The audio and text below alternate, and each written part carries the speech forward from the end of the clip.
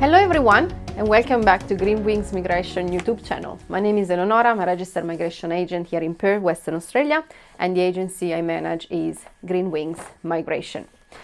For today I have a little bit of a different kind of video that I want to record and a different kind of information that I want to bring to you. As you know, normally we discuss insights of visa applications, subclasses, criteria, what you can do, what you cannot do. For today, as I said, it's a slightly a different thing. That's why it looks like I'm actually in the news with my glasses and my papers.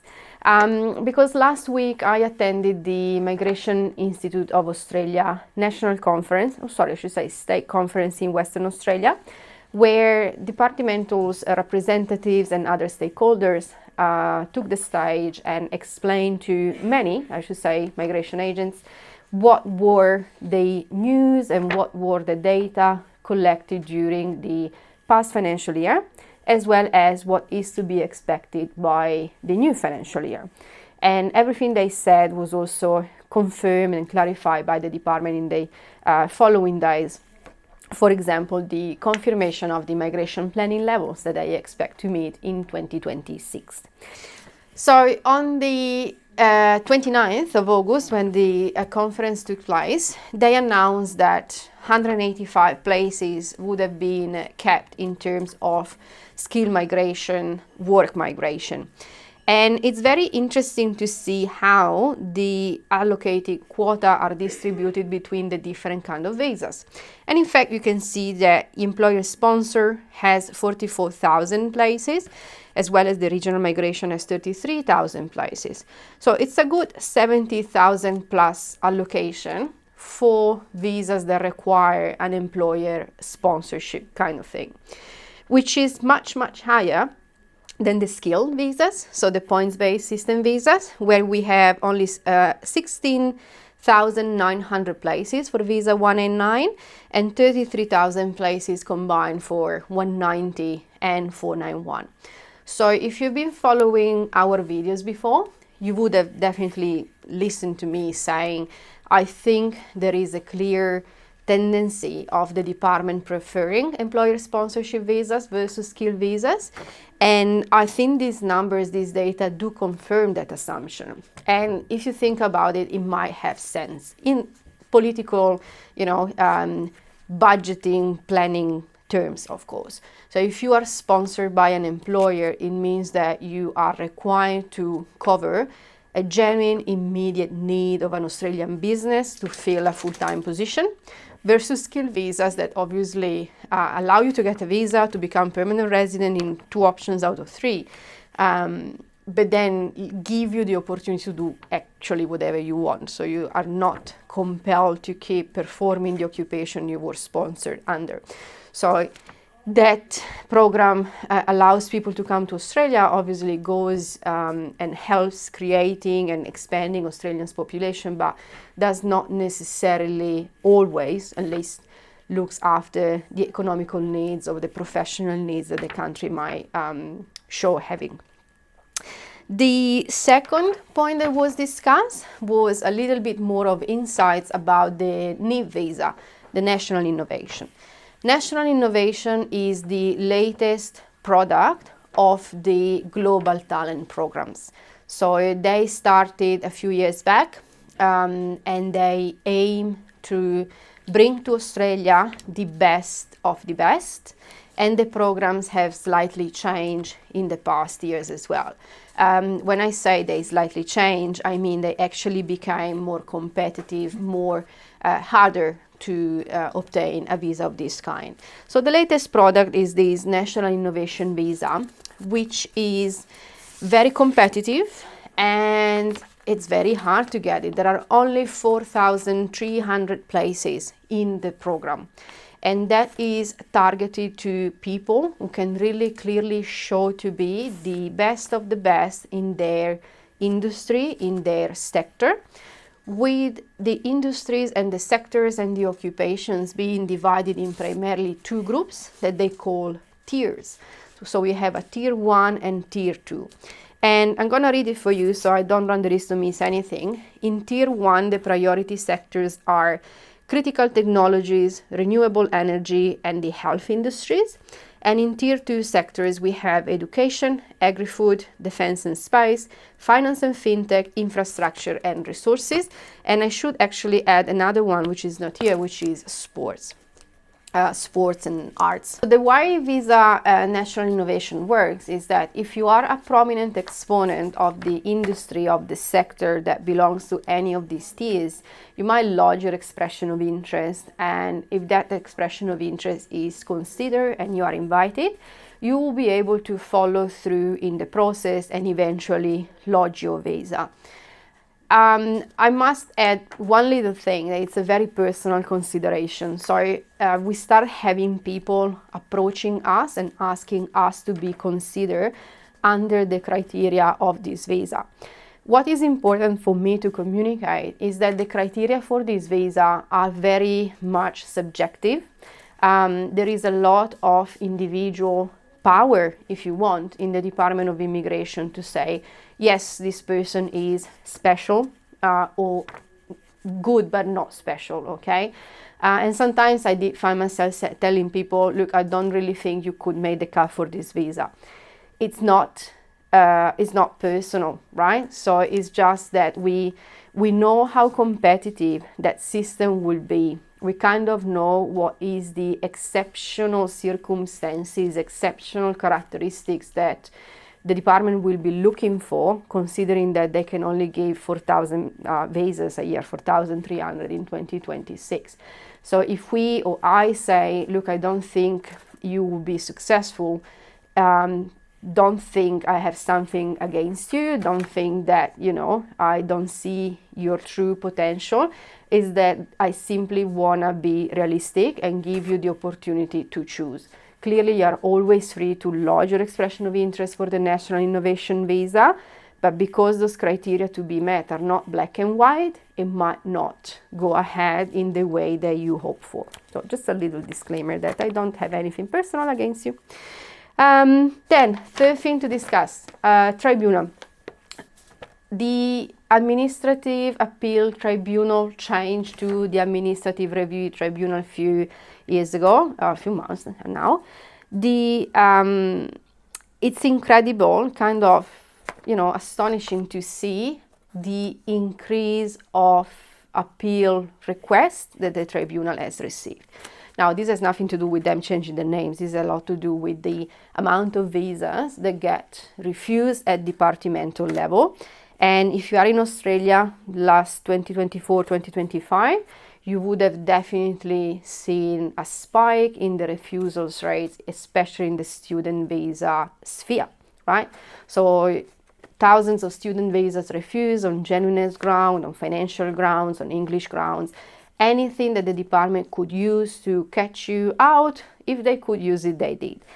This has created, as I said, a massive spike in applications with the tribunal as well, which has obviously created this snowball effect of clogging the tribunal system. So we are currently living a situation where not only the department is slow in making their progress through the visa allocation, but also the tribunal is slow because the number of applications they receive is much higher than the number of people that can actually work the case. Fun fact, 43% of applications that have been taken to the tribunal have actually been overturned by a tribunal member, meaning that the tribunal member found the original decision of refusing or cancelling a visa was wrong by the department. This somehow supports my absolutely personal opinion about the matter, that the department is simply shifting the program. The department is simply shifting the problem. So they refuse a visa so that they can show that, they're looking after the Australian community. They don't want too many temporary residents and non-genuine students and so on and so forth. But maybe some of those decisions are a little bit rushed. They should be thought through a little bit more carefully, so much so that, as I said, 43% of anything that gets to the tribunal is then knocked back in either, sent back for reconsideration or set aside if it was a cancellation, these kind of things. So interesting, very interesting. Another couple of things that were discussed, obviously the new English testing requirements, which we have already gone through in another video. On the 7th of August, a new list of approved English tests has been published. So now we have, 9 tests available to choose from. And the level that must be achieved in the test has been adapted as well. The main changes we saw were in the PTE. So it used to be fairly simple to remember the PTE scores. Like if you needed a competent level, you would need 50 in each band score. That's no longer the case. And it's quite impossible for me to remember all those numbers because they change completely, they vary. Theoretically, that adaptation was done so that the level could be a little bit fairer and similar between the different tests. So we'll see what the results will be. In terms of state nomination, this is a big thing. There are rumors to say that states will publish their new lists and their new programs requirement after the 12th of September, which is about time, you know. So the state nomination skill visa programs for visa 190 and 491, they run with the financial year. So they normally close down between May and June.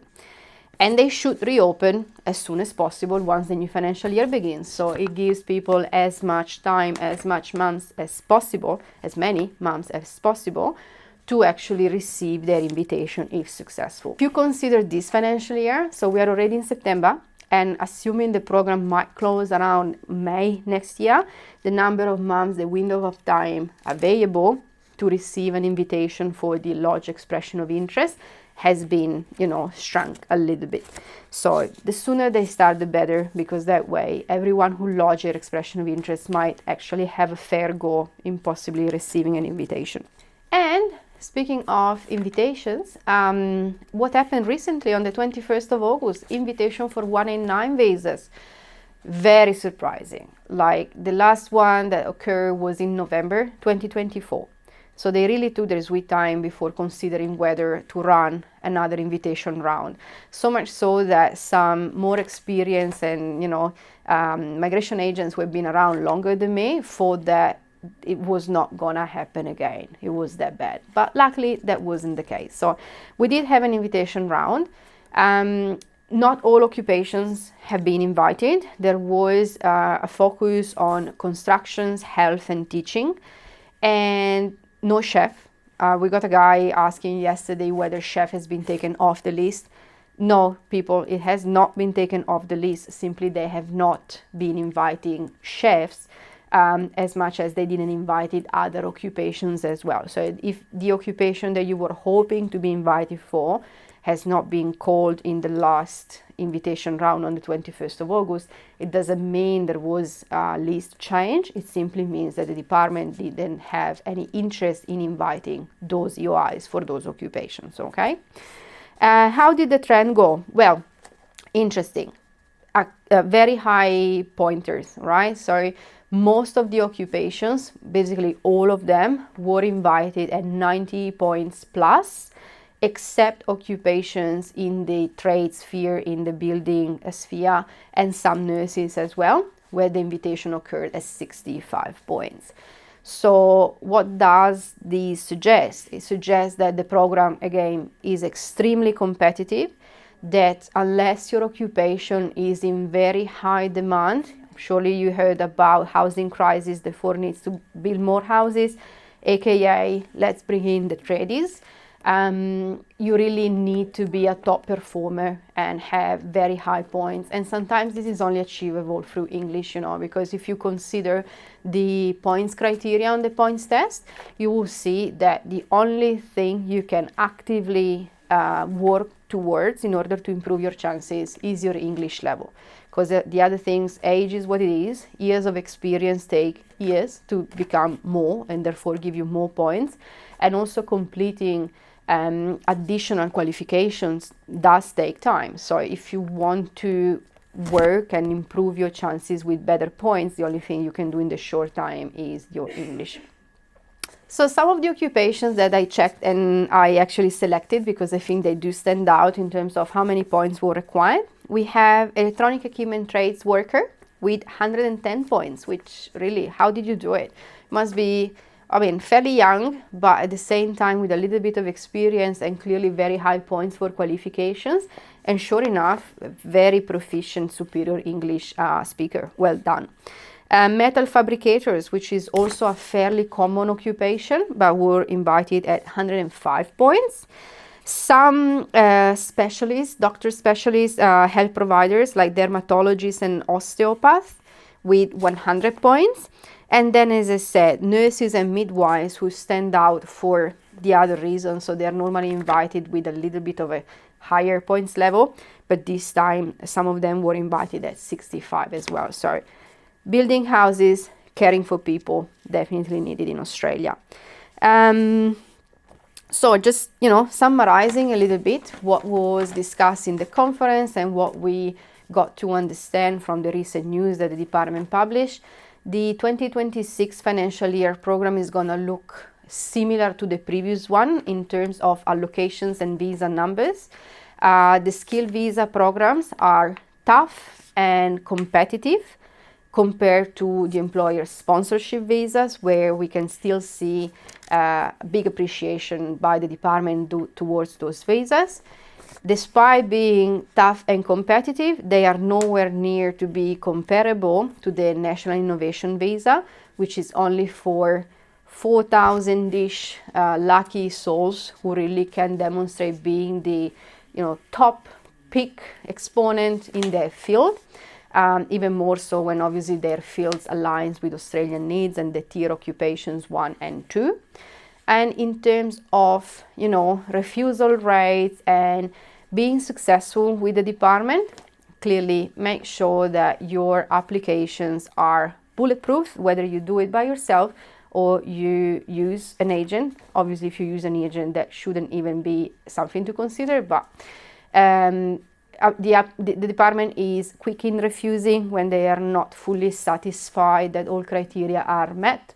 So word of advice, make sure that you explain them how you want them to read some of the documents that you are providing, because it's not their role to try to understand you. It's your responsibility to make sure that the picture you want to create for yourself when you apply for a visa, it's clear, and the case officer will not have to waste too much time and trouble themselves too much in understanding why you should get that visa. Because if you don't, you end up at the tribunal, which, as we said, you might have a very good chance of winning, but it's a long process. It takes a year and a half, 2 years. So, and in the meantime, you're not really moving on with your migration goals. You're kind of stuck in this limbo, waiting for a second stakeholder to evaluate your profile. So that's gonna do it for today, guys. Thank you so much. As I said, it was a little bit of a different scenario compared to normal, more like a news sharing kind of style. If you have any questions, please write them in the comment section. We have completed yesterday a round of responses for under other videos, so we always get to everyone. Just as I said before, if you are a subscriber, you do receive our priority. If you are not a subscriber, please subscribe. It takes 2 seconds and you're always, sure that you're gonna get an answer. And just to address a particular comment that we received, it does happen sometimes that we ask people to book consultations, but that's because their questions are not clear, or we understand from their questions that the circumstances are much more complicated than what they appear to be in the comment. So normally, if it is just a straight out question that we can answer right away, we do answer. We don't seek consultations. Thank you so much. Enjoy the rest of your day.